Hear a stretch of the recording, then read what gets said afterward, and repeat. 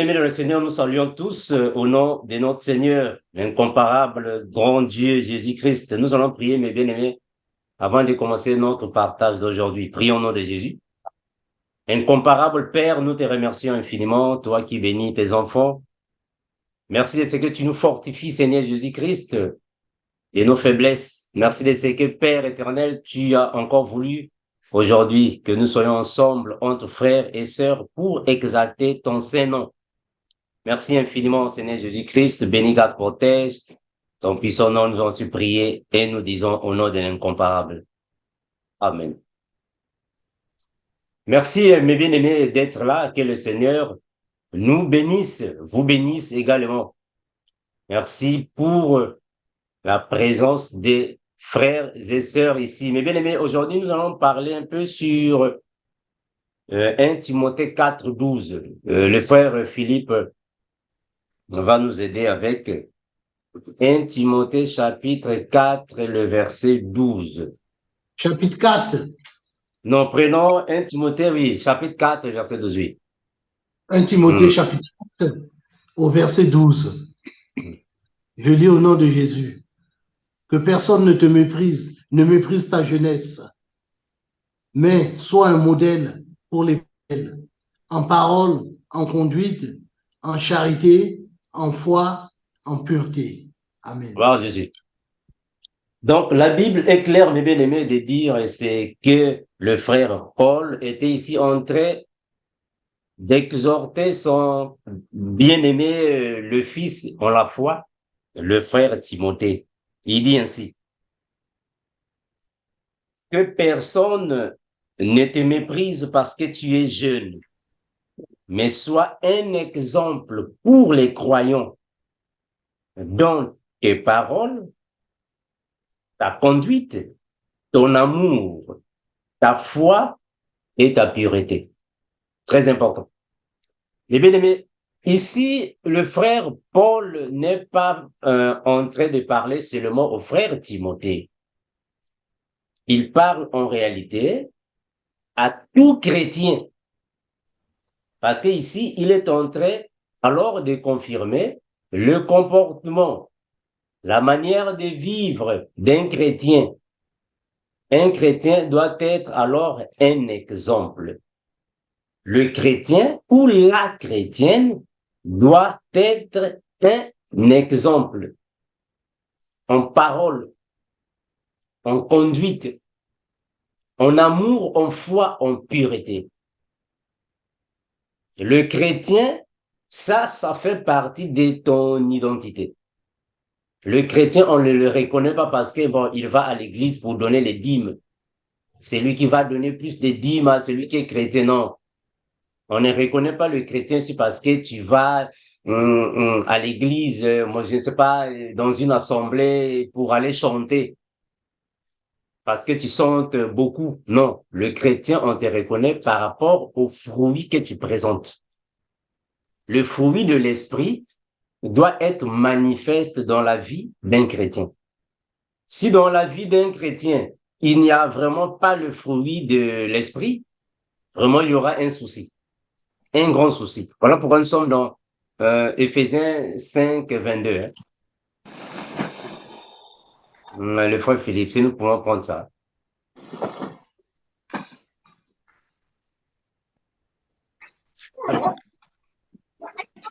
Éphésiens 5, chapitre 21. Nous prenons 22.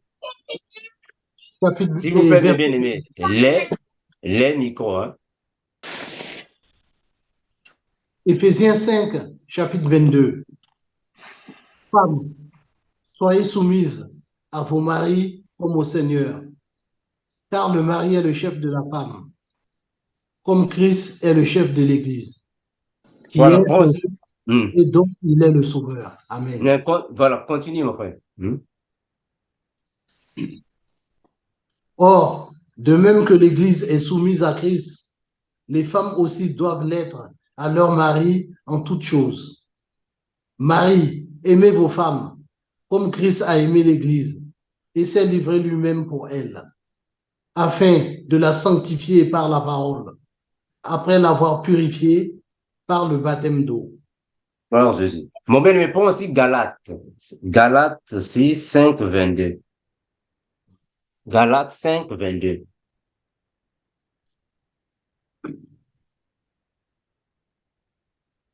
Galates 5, Hum, chapitre 22. Je lis au nom de Jésus. hum. Mais le fruit de l'esprit, c'est l'amour, la joie, la paix, la patience, la bonté, la bénignité, la fidélité, la douceur, la tempérance. Amen. Gloire à Dieu. Mais bien aimé, nous venons ici d'écouter ces versets bibliques. C'est pour alors renforcer la conduite d'un chrétien. Le chrétien ou la chrétienne, c'est la personne qui doit se comporter selon la parole. Tu dois marcher selon la parole. Tu dois vivre selon la parole. Donc, le Seigneur, lui, il nous recommande un bon comportement. Le chrétien, c'est par tes paroles qu'on reconnaîtra réellement que tu es un exemple, parce que tu es un modèle. Le chrétien est un modèle, un exemple. C'est-à-dire que toutes les personnes qui sont autour de toi vont suivre ton modèle. Alors, si tu as des mauvaises paroles, tu ne vas pas faire alors de bonnes images à tes côtés. Un papa est le modèle des enfants. Une maman est modèle de ses enfants. Alors, si papa n'est pas modèle, papa se comporte mal devant les enfants ne vont que copier ce que papa fait. La maman ne se comporte pas bien devant les enfants vont copier ce que la maman fait. Donc, tu es en train de déformer l'éducation des enfants. C'est la même chose avec un chrétien. Le chrétien, tu es modèle. Il faut bien se comporter. C'est par rapport aux paroles. Les paroles d'un chrétien ou d'une chrétienne ne peuvent pas être des paroles blessantes, des paroles qui blessent les autres, les paroles qui scandalisent les autres.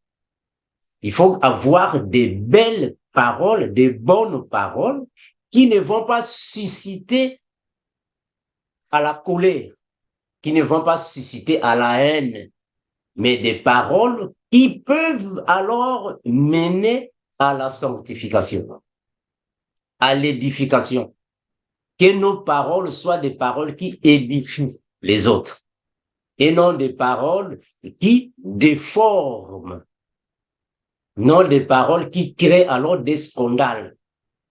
C'est aussi avec le comportement, la conduite d'un chrétien.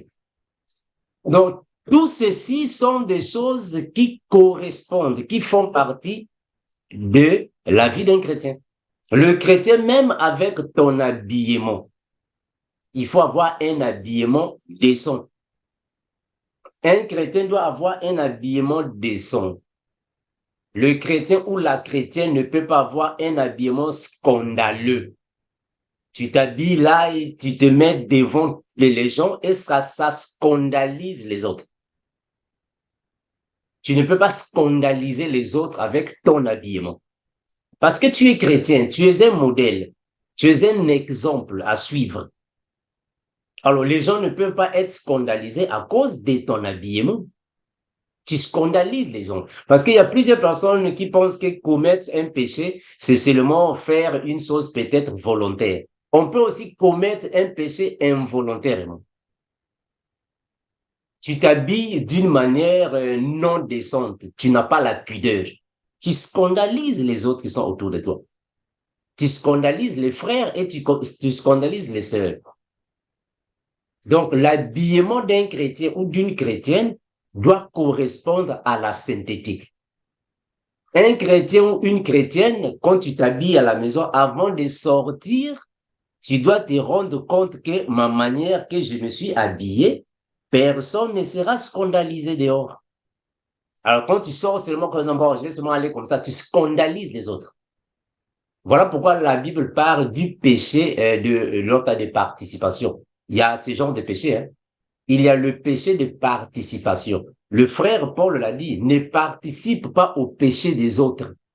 Faut pas participer au péché des autres. On scandalise la vie des autres. Les autres sont en train de tomber dans le péché. À cause de toi, tu es en train de participer à ce péché-là.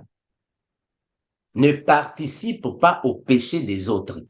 C'est ce que la Bible dit, hein, bien aimé. Donc, le comportement d'un chrétien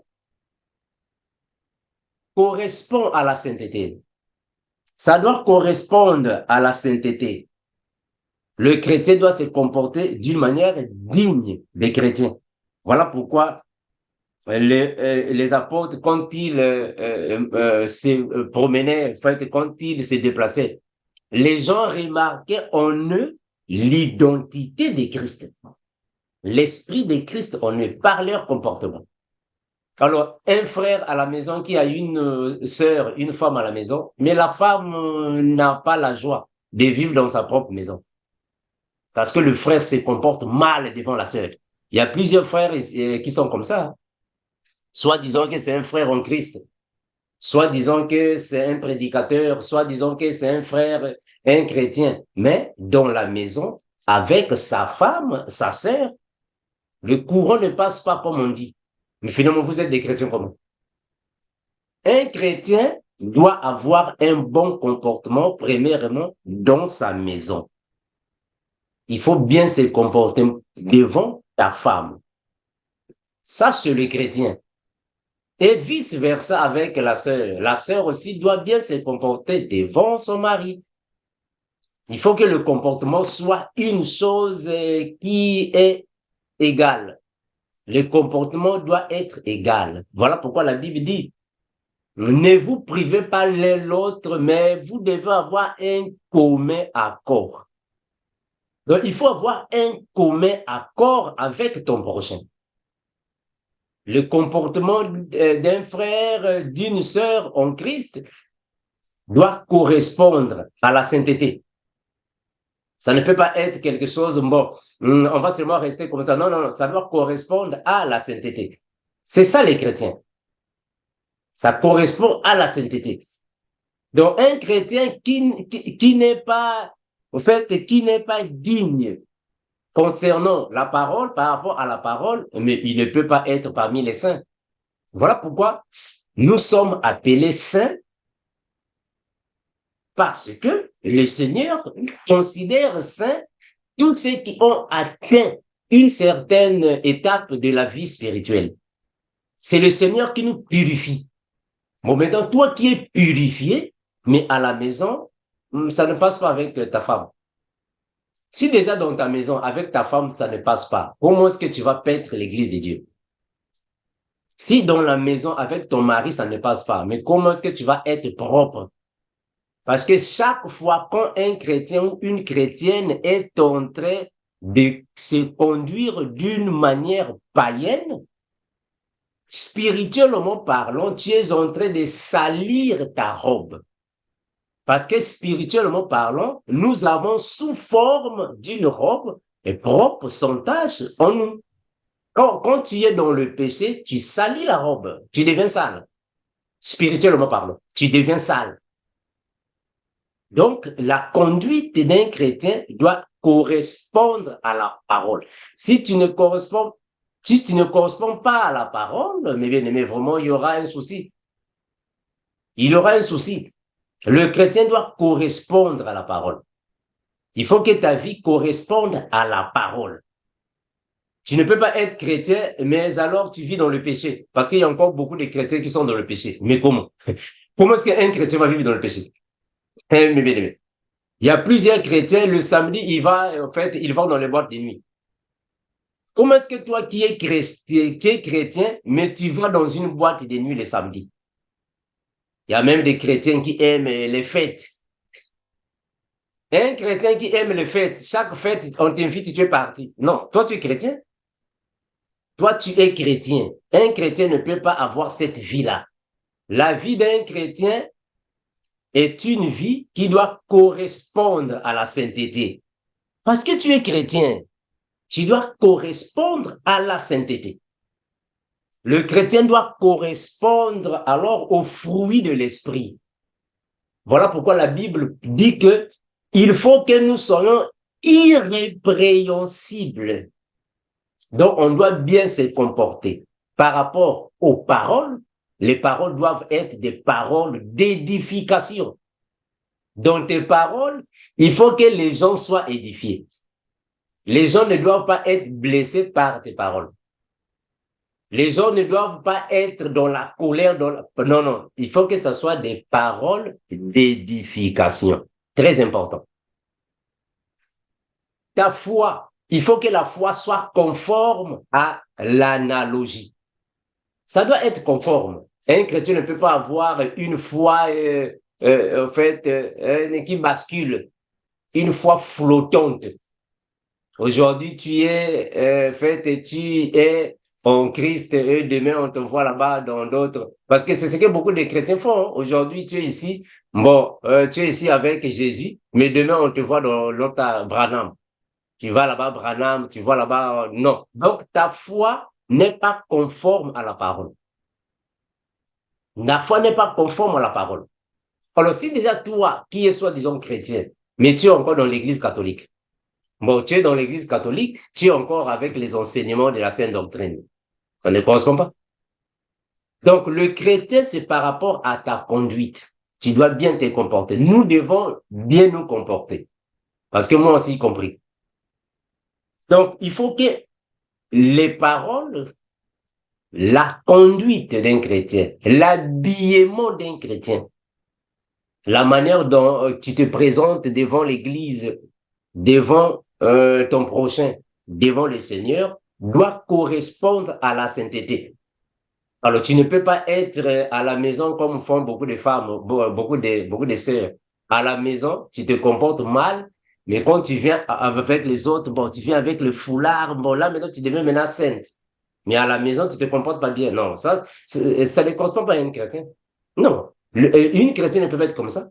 Devant ton mari, tu es impoli, mais devant le pasteur, tu es là.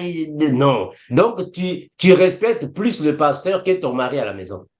Non, ça c'est pas une chrétienne, ça. La chrétienne doit être respectueuse depuis la maison, avec ton mari. Après, avec les frères. Alors, si avec ton mari, tu te comportes pas bien, mais tu te comportes bien seulement avec les frères.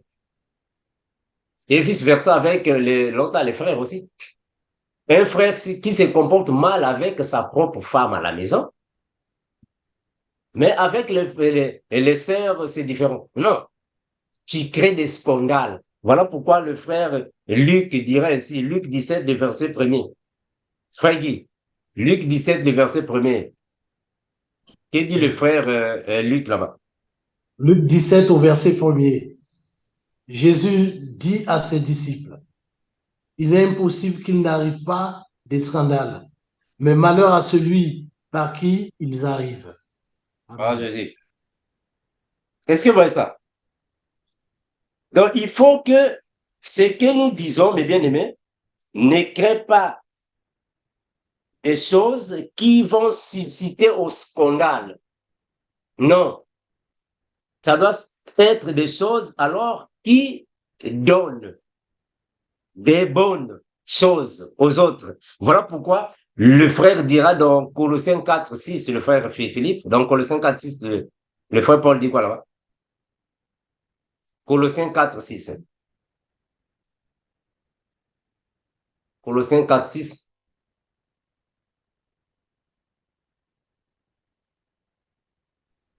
Colossiens 4, verset 6.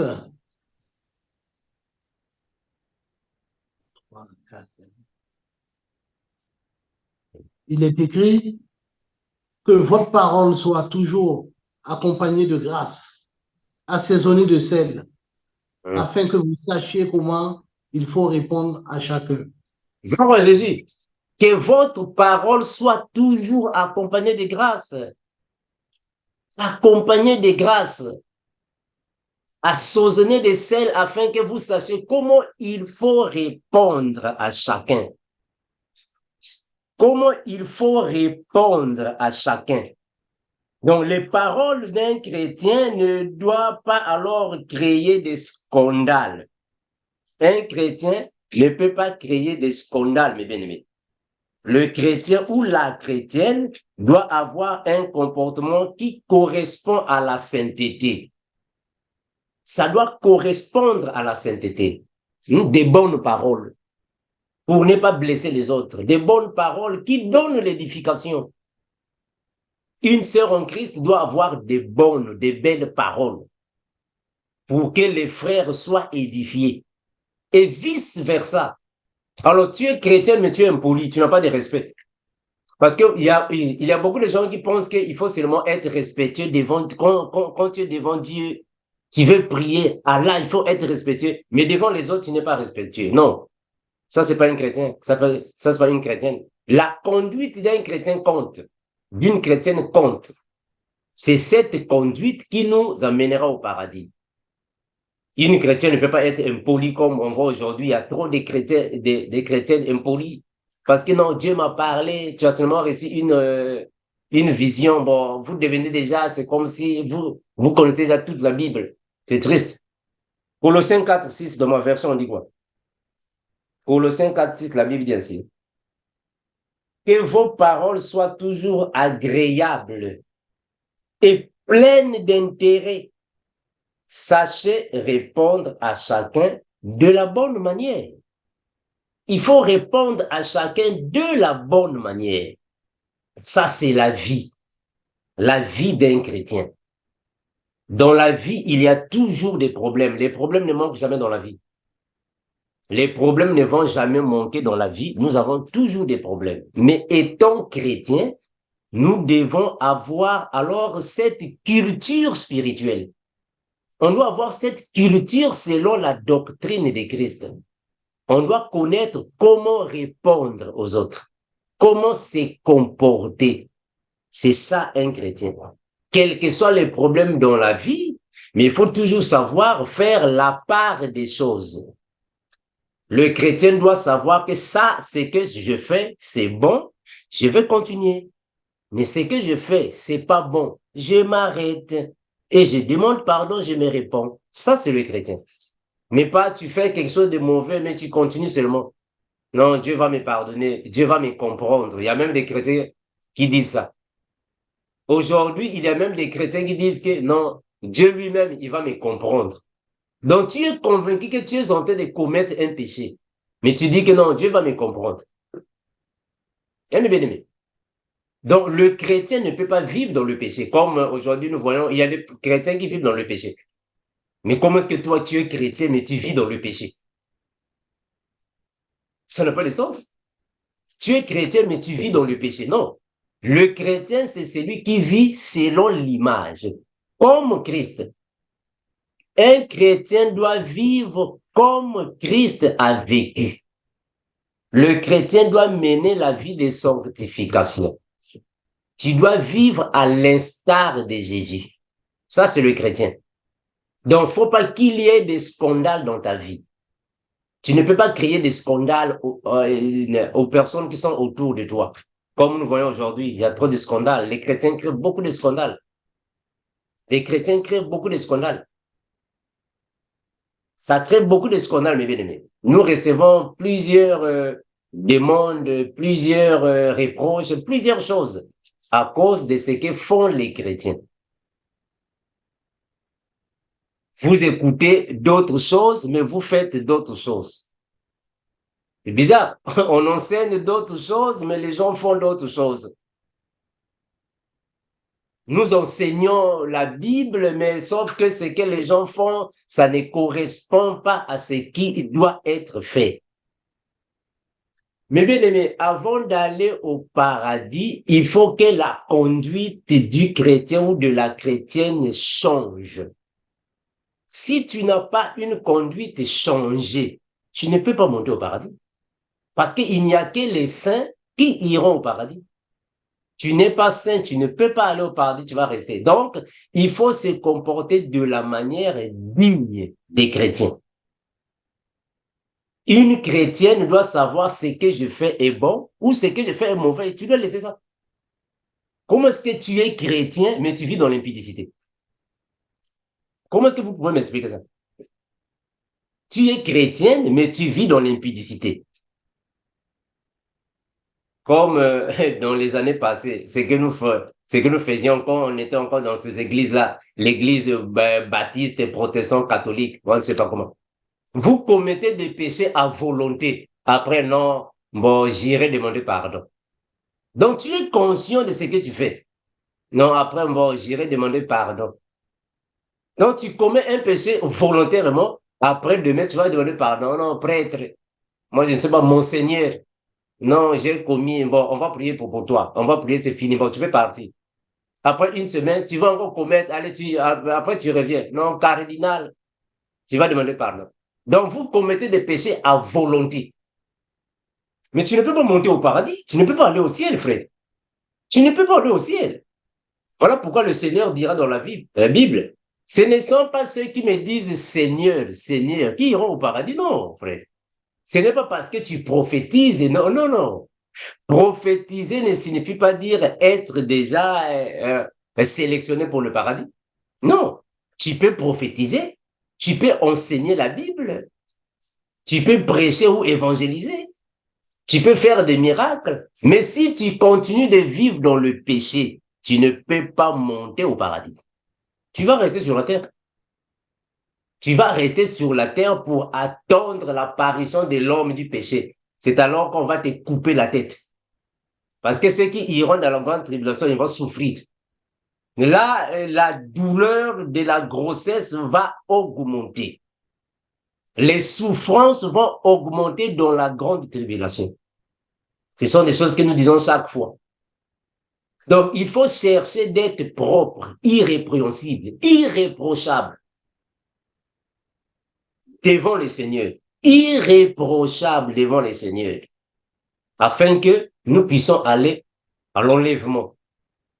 Mais si tu es chrétien, ce que tu fais, tu es conscient que c'est mauvais, mais tu continues de le faire. Comment est-ce que toi, tu es chrétien, mais la nuit, avant de dormir, tu dois d'abord mettre du sel à la porte. Oh non, je vais mettre du sel à la porte. Il y a même des chrétiens qui mettent l'autre là, les aiguilles dans les thés d'oreiller. Tu veux dormir, le thé d'oreiller, tu mets les aiguilles. Oh non, si un sorcier vient m'attaquer, les aiguilles vont les piquer. Ah, mes frères. Toi qui es chrétien, tu penses pas des choses comme ça. Donc, il y a des chrétiens qui font des choses qui ne correspondent pas à la sainte doctrine. Mais ils continuent de faire ça. Ils continuent de faire ça. Malheureusement, parmi nous, il y a même des chrétiens qui écoutent les enseignements que nous donnons, mais vous avez l'huile d'onction à la maison. Comment est-ce que toi, tu es chrétien, mais tu as l'huile d'onction à la maison? On peut prier, on peut enseigner, mais tu as l'huile d'onction. Oh non, frère Armando, ça c'est l'huile d'onction. Je dois mettre ça sur mes enfants chaque jour quand ils vont à l'école. Ah, frère. Toi qui es chrétien, tu as encore l'huile d'onction à la maison. Tu as encore l'huile d'onction à la maison. Donc, ce sont des choses, mes frères, qui ne correspondent pas aux enseignements que nous donnons. Moi, j'ai déjà reçu beaucoup de frères et mes sœurs qui m'appellent, me disent, non, frère Armando, il faut vraiment prier pour nous parce que nous avons les liens, les liens de famille. Toi, tu es chrétien, tu as encore des liens de famille, toi. Toi qui es chrétien, tu as encore des liens de famille. Hein, frère? Tu es chrétien, tu as encore des liens de famille. Mais c'est que tu ne marches pas bien. C'est que tu ne marches pas bien. C'est qu'il y a quelque chose qui ne va pas bien. Il y a quelque chose qui ne va pas bien, frère. Donc, frère Armando, bon, il faut prier pour moi. Qu'est-ce qu'il a? Moi, chaque fois, la masturbation, la masturbation. Mais frère, quand on devient chrétien, ce qui veut dire que j'ai reçu Jésus dans ma vie. Tu dois changer ton comportement. Comment est-ce que tu es chrétien, mais dans ton téléphone, il y a des films X? Comment est-ce que vous allez expliquer ça? Tu es chrétien ou chrétienne, mais dans ton téléphone, il y a des films X là-bas. Que font ces films dans ton téléphone, toi qui es chrétien? Donc, il y a des choses qui ne correspondent pas. Un chrétien doit avoir une conduite est digne de la sainteté. Ça doit correspondre à ta bonne vie.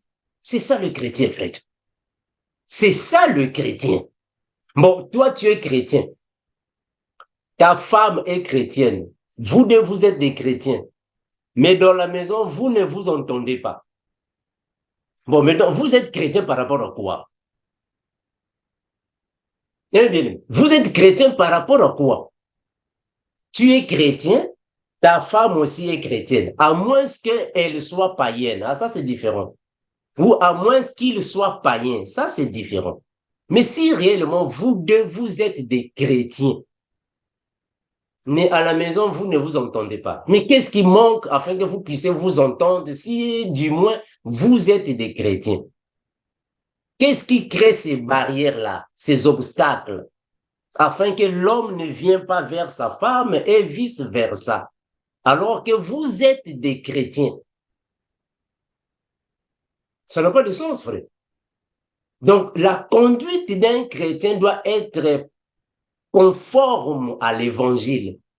Si tu n'es pas propre dans ta vie, ici sur terre, par rapport à la parole, mais mon frère, tu auras des problèmes pour monter. Bien aimé, tu auras des problèmes. Moi, j'ai déjà reçu même des frères qui m'ont dit, non, frère Armando, prendre de la drogue, du chanvre, c'est pas un péché. Je dis, ah, mon frère, la drogue, frère Armando, c'est pas un péché parce que le diable n'a rien créé sur la terre. C'est Dieu qui a créé l'autre là. Les feuilles, l'autre de la drogue là. La drogue, moi, je ne sais pas, les chanvres. C'est Dieu qui a créé ça. Donc, nous pouvons prendre ça, c'est pas un péché parce que c'est Dieu qui a créé. Si c'est mauvais, pourquoi Dieu a créé ça? Ah, mes frères, il y a encore des chrétiens qui sont loin. Hein? Donc, tu vois vraiment que ce sont des chrétiens qui sont encore loin. Comment est-ce que des chrétiens peuvent arriver là? Eh, mes frères, chrétiens qui peuvent arriver là-bas. J'ai même reçu des chrétiens qui m'ont dit, mes frères Armando, est-ce que tu sais qu'ici sur la terre, il y a plus de femmes que les hommes? Je dis, ok, et maintenant, en fait, où veux-tu en venir? Non, mais ici sur la terre, il y a plus de femmes, il y a moins des hommes. Donc, un homme peut pour lui avoir 5 femmes, parce que les femmes sont nombreuses que les hommes. Je dis, ça, ce sont les enseignements qu'on vous donne. Hein. Comment est-ce que les chrétiens peuvent atteindre ce niveau, frère? C'est triste, hein? Ça, ce sont des choses parfois, quand nous disons ça, les gens disent que non, mais non, vous êtes trop dur. Mais non, c'est pas la dureté. Ça ne correspond pas à un chrétien. Mes frères, il y a des choses qui ne correspondent pas à nous chrétiens. Ça ne correspond pas, frère. Ça ne correspond pas à nous chrétiens. C'est comme, en fait, avant-hier, nous étions dans la salle de classe. Le professeur nous a donné, en fait, un travail à faire. On faisait le travail comme ça et après, on nous a posé une question. Le chien et les chats, ce sont les membres de la famille. Qui sont pour, qui sont contre? Je dis, oh non, moi je suis contre ça. Depuis quand un chien et un chat sont les membres de ma famille? Hein, bien aimé. Donc, il y a des choses qui se passent ici sur la terre que nous, chrétiens, on doit dire non. Parce que ça ne correspond pas à la saine doctrine. Ça contredit les Écritures. Ça contredit la parole du Seigneur. Le chrétien, c'est celui qui doit examiner les choses. Il faut marcher selon les Écritures, selon la parole. Si ta vie ne correspond pas à la parole, il faut rectifier les choses, mes frères. On doit rectifier les choses. Parce que le Seigneur ne peut jamais rester là où il y a le péché. Jamais, frère. Le Seigneur ne peut pas rester là où il y a du désordre, il y a la Babylone, non. Le Seigneur est avec toi quand tu marches dans la sainteté. Si tu ne marches pas dans la sainteté, le Seigneur ne peut pas être avec toi. Non, comme disent certaines sœurs, mais non, moi je peux pour moi me promener en mini-jupe, ce n'est pas un problème. Le Seigneur voit le cœur. Oh, Dieu voit le cœur. Mais vraiment que le Seigneur nous fortifie, nous garde, hein, frère, parce que les choses que nous voyons de nos jours ne correspondent pas à la saine doctrine, frère. Il y a plusieurs choses qui ne correspondent pas à la saine doctrine. Mais malheureusement, ce sont nos sœurs et nos frères qui sont dans ça. Le salut est individuel, mes bien-aimés. Le salut, c'est individuel. C'est à toi alors de t'efforcer pour atteindre le prix. Voilà pourquoi le frère Paul le dira. Je cours vers. C'est très important, frère. Il faut courir. C'est à toi de courir. Faut pas attendre que quelqu'un vienne alors te prendre à la main pour courir avec toi. C'est toi qui dois courir. Ça, c'est la vie d'un chrétien. C'est à toi. Donc, tous ceux qui sont autour de toi, ils peuvent faire des choses qui sont contraires à la parole de Dieu. Mais toi qui es chrétien, sois un modèle en parole. Sois modèle en conduite. Faut pas scandaliser les gens qui sont autour de toi. Parce que tu vas participer à leur péché. Aujourd'hui, quand un chrétien se comporte mal et que plusieurs personnes sont choquées, scandalisées, toi, tu vas participer à leur péché. Toi, sois conforme à la parole. Ce que la Bible a dit, tu vas faire. Ce que la Bible n'a pas dit, ne le fais pas. C'est ça la vie d'un chrétien. Donc, il faut être conforme. Donc, pour savoir que nous sommes chrétiens, ce n'est pas seulement ici, moi, je suis parti dans le GEC. Ah, voilà, comme je suis dans le GEC, voilà, là, je dois me comporter comme la Vierge Marie. Je dois bien me comporter. Mais à la maison, tu te comportes pas bien. Quand je suis dans le GEC, je dois bien me comporter parce que tout le monde va me regarder. Donc, je dois être humble. Mais à la maison, tu n'es pas humble. Ça, c'est pas un chrétien. Ça, c'est pas une chrétienne. Un chrétien doit manifester le fruit de l'esprit partout là où il va. Ça, c'est le chrétien. Même au travail, à l'école, partout au marché. Ça, c'est le chrétien. Mais toi, tu viens seulement, au fait, quand tu es avec les autres, tu es chrétien, tu es chrétienne. Mais est-ce qu'à la maison aussi, tu es chrétien? Est-ce que quand tu es au salon, dans ton salon là-bas, là où tu balais, tu nettoies, personne ne peut plus entrer là-bas parce que tu as nettoyé. Dès que quelqu'un entre là-bas, ah, vraiment, c'est comme si la radio qui a commencé à longtemps. Non, chrétien, partout, il faut que tu sois chrétien, partout. Donc, nous sommes chrétiens dans une manière totale. Ce n'est pas en fait, une moitié. Bon, je suis chrétien à moitié. Ici, je suis chrétien. Bon, quand je viens ici, je suis venu prêcher l'évangile. Bon, je dois bien me comporter. Mais dès qu'on va se séparer, là-bas, je ne suis plus chrétien. Non. Non, frère. Parce que dans la vie chrétienne, nous n'avons pas peur des gens. Moi qui suis chrétien, je ne peux pas bien me comporter parce que je suis devant le GIEC. Non, frère. Moi, je dois bien me comporter parce que en tout temps, en tout lieu, je suis devant l'Éternel. Donc, même si je suis dans ma chambre seul, je suis devant l'Éternel. Il est là, il me voit. Je suis dans la cuisine, je suis devant l'Éternel, il me voit. Donc, le chrétien, lui, son comportement, sa conduite, sa manière de vivre ne peut pas être seulement visible devant les gens. Bon, devant les gens, bon, on doit bien se comporter.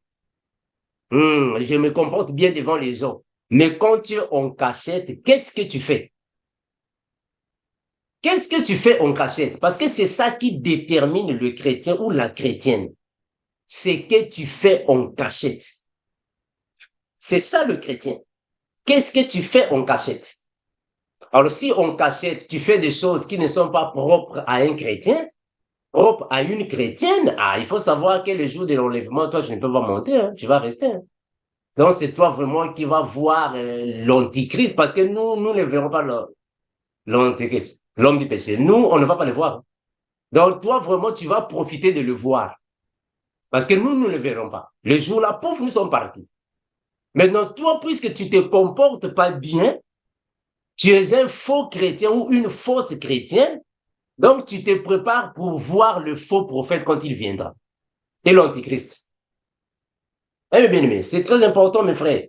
Nous, quand nous venons ici pour parler à l'église, c'est dans le souci de voir l'église monter le jour de l'enlèvement. C'est voir nos frères et nos sœurs monter le jour de l'enlèvement. Et quand nous allons revenir, nous allons gagner nos prix. Nous allons gagner nos récompenses. Alors, si tu restes, mes frères, après l'enlèvement, de la manière que le monde est en train de bouger aujourd'hui, frère, nous comprenons que le Seigneur est prêt à revenir. Bien qu'il y a certaines personnes qui ne croient pas ça, mais nous, nous croyons ça. Que le Seigneur est prêt à revenir. Donc, soyons prêts, mes frères. D'ailleurs, nous sommes déjà prêts. Parce que le frère Paul a dit dans la Bible que la mort m'éteint. Ah non, nous sommes déjà prêts. Alors, toi qui n'es pas encore prêt ou prête, il est temps de s'apprêter. Parce que quand la mort viendra frapper à ta porte, tu ne vas pas te rendre compte. Nous avons entendu que là-bas au Maroc, il y a eu tremblement de terre. Hein. Moi, je ne sais pas si vous êtes au courant. Là-bas au Maroc, il y a eu tremblement de terre. Mais nous croyons que ceux qui sont partis là-bas, ils ne s'attendaient pas à ça. Peut-être parmi eux, il y a des gens qui disaient que moi, je vais me repentir après. On ne sait jamais. Peut-être parmi eux, il y a des gens qui disaient que moi, j'ai déjà écouté parler de Jésus, mais je vais me repentir en janvier. Là, ils ne vont pas voir janvier, hein. Ils sont partis. Donc, il est temps de recevoir les bonnes choses qui vont t'amener au paradis. Eh bien, mais que le Seigneur nous bénisse, nous fortifie, nous allons prier. Incomparable Père, nous te remercions infiniment, toi qui bénis, garde, protège. Merci Seigneur Jésus pour toutes choses. Aide-nous, Père éternel, de marcher devant ta face d'une manière digne de tes enfants. Parce que sans toi, nous ne pouvons rien faire, Seigneur Jésus. Aide-nous, Père éternel. Fortifie-nous dans nos faiblesses. Et Père éternel, sois avec nous partout là où nous pouvons être, soit avec mes frères et mes sœurs, afin que tout esprit qui nous pousse, Père éternel, à contredire, ou soit à être dans le faux, soit chassé au nom de Jésus-Christ.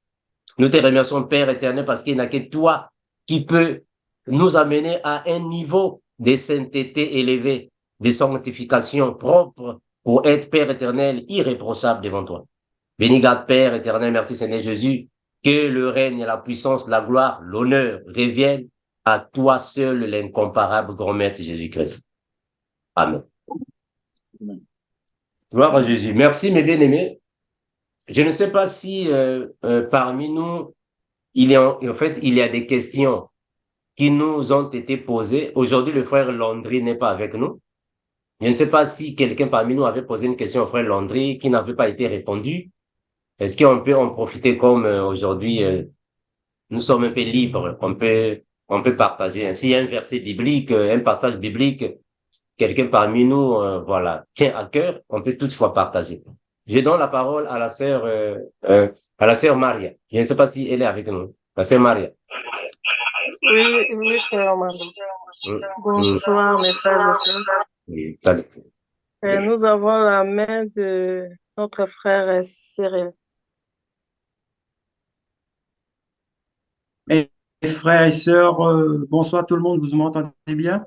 Salut, frère, c'est, oui, on te reçoit. Mon frère, je souhaite rendre grâce au Seigneur, notre Dieu Tout-Puissant et notre Roi, et te dire merci pour ton exposé très encourageant. Toutefois, j'ai une petite, pas je te reprends pas, frère, hein, c'est une petite suggestion. Est-ce que je peux le faire ou pas? Non, vas-y, mon frère, vas-y, la Bible peut nous aider, Voilà. vas-y. Voilà. En 2 Timothée chapitre 3, le verset 16, nous dit, toute écriture est inspirée de Dieu et utile pour enseigner, pour convaincre, pour corriger, pour instruire dans la justice. Frère, je sais pas trop comment te le dire. En fait, ce serait appréciable, euh, de mettre un peu plus de versets bibliques pour nous faire comprendre la bonne marche à suivre dans la vie chrétienne. Parce que avec la parole, pour moi, je parle pour moi, avec la parole, ça va m'aider à mieux comprendre ce que le Seigneur veut me dire et de sorte à mieux comprendre. Parce que si on comprend pourquoi on doit obéir à quelque chose, on va mieux obéir. Parce que si on ne sait pas trop pourquoi il faut obéir à telle chose, c'est moins facile. Par exemple, pour moi, en tant que frère, ne pas pouvoir mettre un short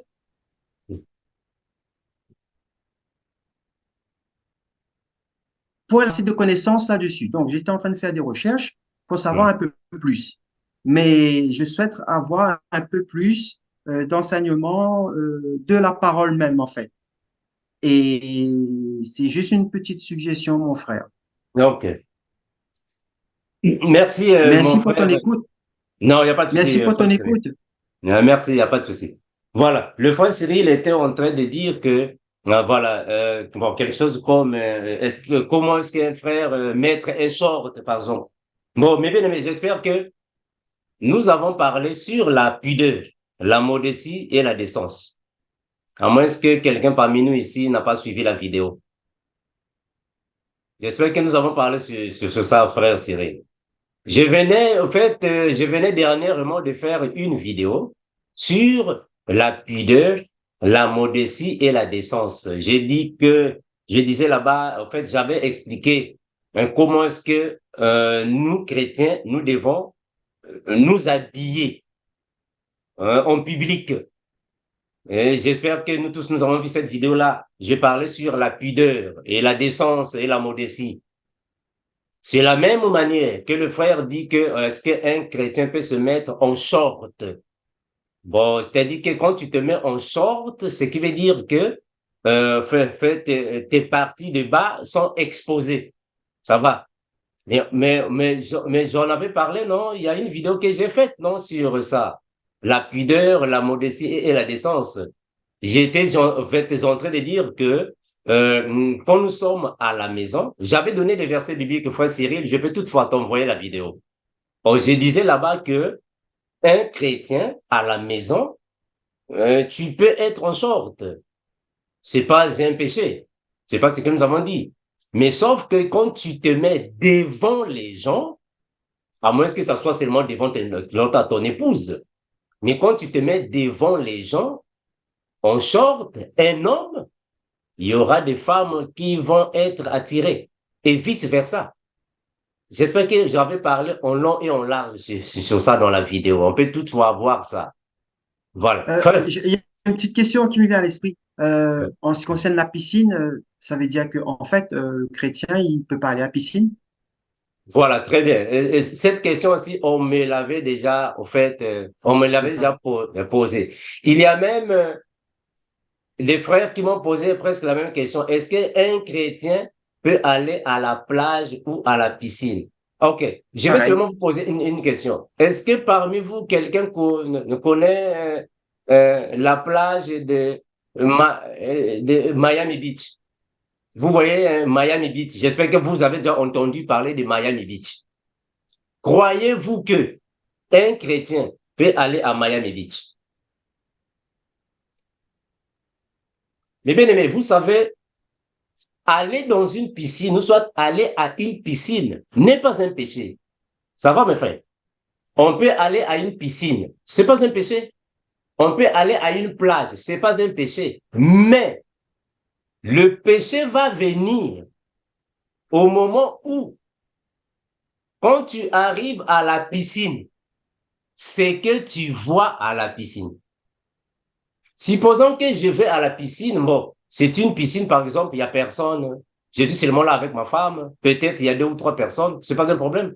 Mais si je vais dans une piscine, soit à une piscine, je vais là-bas croiser plus de 15 personnes. Et il y a plus de 8 femmes qui sont en bikini. Est-ce que toi, tu es chrétien, tu vas rester là? C'est ça la question, mes frères. Parce que tu peux aller. Ça va, non? Tu vas à la piscine. Mais je vois là-bas, il y a des femmes, bon, comme on dit, en maillot de bain. Moi, je ne sais pas comment est-ce que vous faites, vous pouvez dire ça. Toi qui es chrétien, hein, mes frères, les yeux seront attirés pour commencer à voir là-bas. Et en fait, nous, dans la saine doctrine, le Seigneur nous a dit ainsi, si un homme regarde une femme pour la convoiter, tu as commis un péché. Maintenant, penses-tu que tu peux aller en fait, à une piscine là où il y a plus de 15 femmes à moitié nues? Tu ne vas pas commettre là-bas une convoitise. Donc, pour éviter cela, ne va pas là-bas. Pour éviter, ne va pas. Alors, aller à la plage. Tu vas à la plage. Tu vas là-bas croiser plus de 20 personnes à moitié nues. Mais toi, tu es chrétien. Si tu restes là-bas, tu vas commencer à voir. Tu vas commencer à voir. Moi, j'espère que quand tu vas à la piscine, tes yeux ne vont pas seulement voir dans l'eau. Il y a un frère serré. Tu vas à la piscine, tes yeux ne vont pas rester fixés sur l'eau. Hein. Non. Tu vas commencer à chercher à voir les personnes qui sont autour de toi. Alors, nous, quand nous disons que il n'est pas bon d'y aller, c'est dans le sens de s'abstenir. Nous nous abstenons. Mais on n'a pas dit qu'aller à la piscine, c'est un péché. Non. Nous ne disons pas qu'aller à la piscine, c'est un péché. Non. Mais nous disons que aller à la piscine, je peux voir les femmes à moitié nues. Alors, pour m'abstenir, je préfère ne pas aller. Parce que j'irai là-bas voir des choses qui ne vont pas peut-être me garantir la sanctification. Je préfère ne pas aller. Ça va, mon frère, mon frère Cyril. Ça va, mon frère, merci. Alors, Ça, c'était un exemple. Moi, perso, hein, je souhaite avoir un peu plus de faire, en fait, faire parler un peu plus la Bible dans les prêches. non, C'est mon ok. avis.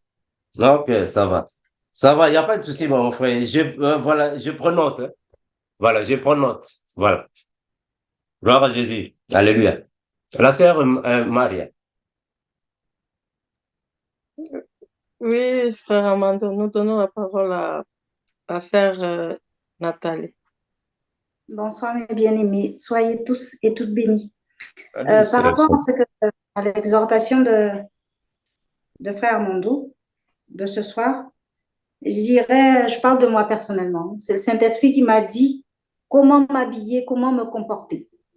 J'ai tout entendu et j'ai demandé au Seigneur que j'ai entendu certaines choses, comment il faut que je fasse. Et c'est lui qui m'a aidé à grandir. Mais par rapport à ce que disait frère Armando, quand on retourne à ce que nous avons vomi, je voudrais, si frère Guy, c'est lui qui fait la lecture ce soir, 2 Pierre, je vous donne le verset, c'est 2 Pierre, dans 2 Pierre 2, chapitre 20, pardon, 2 Pierre 2, verset 20 jusqu'au 21. Je lis ou il est là? Le frère Philippe est là. Je vais lire ma sœur. 2 Pierre 2, chapitre 20, et verset 20 jusqu'au verset 21. Oui. Au nom de Jésus. En effet, si après s'être retranché des souillures du monde, par la connaissance du Seigneur et Sauveur Jésus-Christ, ils s'y engagent de nouveau et sont vaincus, leur dernière condition est pire que la première. Car mieux valait pour eux n'avoir pas connu la voie de la justice que de se détourner, après l'avoir connu, du saint commandement qui leur avait été donné. Amen. Oui. Soyez bénis. C'était pour dire à chacun d'entre nous, quand on est en Christ, quand on se laisse conduire par le Saint-Esprit, il va nous guider afin de ne pas retourner à notre vomission. Soyez bénis et fortifiés. Merci, sœur Nathalie. La sœur Marie. Oui, frère Armando, Nous donnons la parole à la sœur Orokia. Oui, bonsoir ma sœur. Bonsoir à tout le monde. Merci ma sœur. Oui, Bonsoir. frère Armando, mon question c'est que quand tu parlais de les tremblements de terre, qu'il y a beaucoup de personnes, peut-être il y en a qui sont morts, oui, c'est vrai, sans être peut-être qui disaient que ce n'est pas encore le moment, il y a encore le temps, mais comme ça, et que la personne s'en va. Bon, j'ai une cousin qui est mort ça fait 3 semaines. Et c'était un catholique. Bon, moi, je ne le savais pas parce qu'on ne parle pas trop. Mais le jour qu'il était malade, il était dans le lit de les malades. Alors, sa soeur dit qu'il n'a qu'à appeler Rokia, qu'on n'a qu'à prier pour elle. Alors, il m'appelle. Je me mis à prier et je parle avec lui. Mais je ne sais pas pourquoi c'était venu seulement dans mon cœur de lui dire, demande pardon à tous ceux que tu en as offensé et ceux qui t'a aussi offensé. Il ne faut pas demander pardon à chaque personne. Il faut demander à ces gens-là. Mais il faut prier avec le nom de Jésus, pas avec le nom de Maria.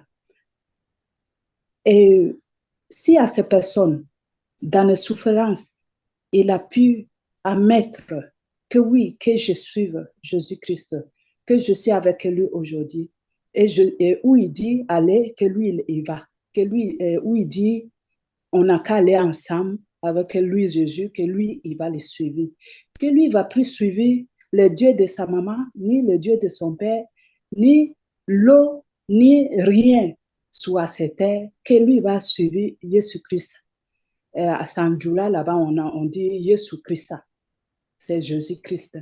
Donc, et en disant ça, que si Jésus peut, qu'il n'a qu'à les guérir, il n'a qu'à lui donner la paix, que comme ça, lui, il va connaître que Jésus-Christ, il en a fait quelque chose à lui et lui, il va le savoir. Que lui, il a dit qu'il ne suivait plus rien du tout, que seulement Jésus-Christ.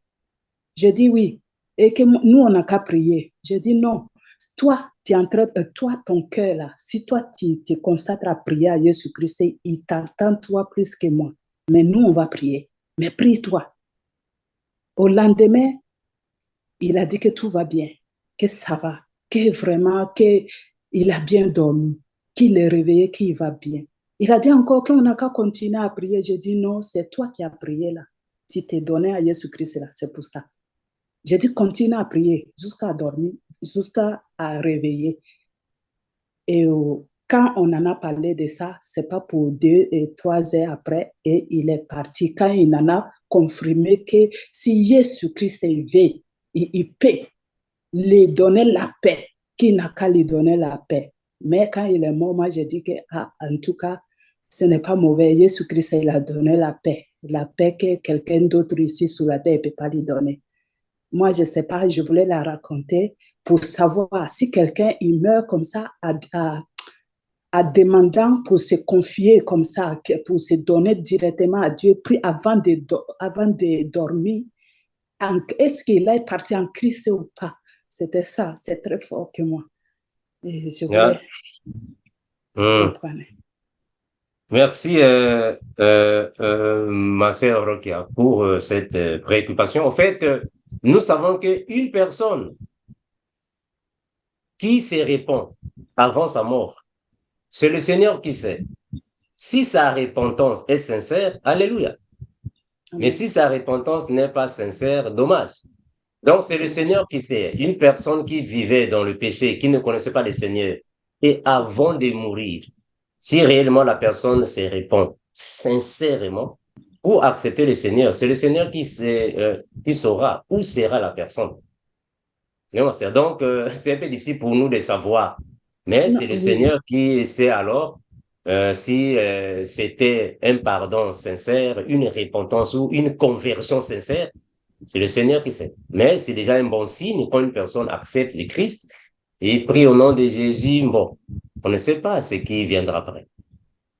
Ça va, ma sœur? Oui, ça va. Merci, ma sœur Aurora. La sœur Maria, voilà, j'espère que... Hmm? Oui, frère Amando. Ah, il y a le frère Michel.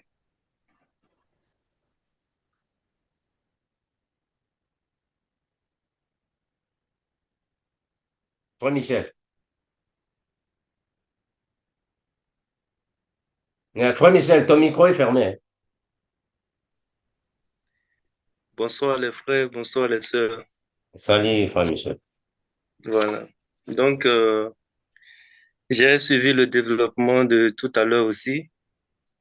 Et je veux juste dire que, comme frère Amando l'a souligné tout à l'heure, ce n'est pas la plage qui est le problème, mais c'est ce qui peut arriver. Ce qui peut arriver quand nous prenons l'habitude de visiter de pareils endroits. C'est ça le problème. Très bien. Donc, sinon, ce n'est pas la plage même en personne ou bien la détente, la distraction, là, ce n'est pas ça qui est le problème. Ça me rappelle ce que le Seigneur Jésus a dit en Matthieu chapitre 5, verset 29, où nous pouvons lire ceci. Matthieu 5, 29 qui dit, si ton œil droit est pour toi une occasion de chute, arrache-le et jette-le loin de toi, car il est avantageux pour toi qu'un seul de tes membres périsse et que ton corps entier ne soit pas jeté dans la géhenne. Amen. Donc, si par exemple, nous voyons, connaissant notre personnalité, nos sensibilités, nous voyons en nous-mêmes, nous sommes honnêtes envers nous-mêmes et nous voyons par exemple que à la vue de la personne de l'autre sexe, dans certains états donnés, ça peut nous exciter, ça peut nous amener à commettre le mal, alors nous pouvons être déterminés à couper symboliquement un membre de notre corps, tel le bras, tel les yeux, tel les pieds qui pourront nous amener à la plage. Donc, ce n'est pas la plage qui est le problème, mais c'est ce qui peut arriver après la plage. Parce que, par exemple, il peut y avoir des frères, par exemple, qui sont des maîtres nageurs, je ne sais pas. Un frère, par exemple, qui a appris la natation et il est maître de ça.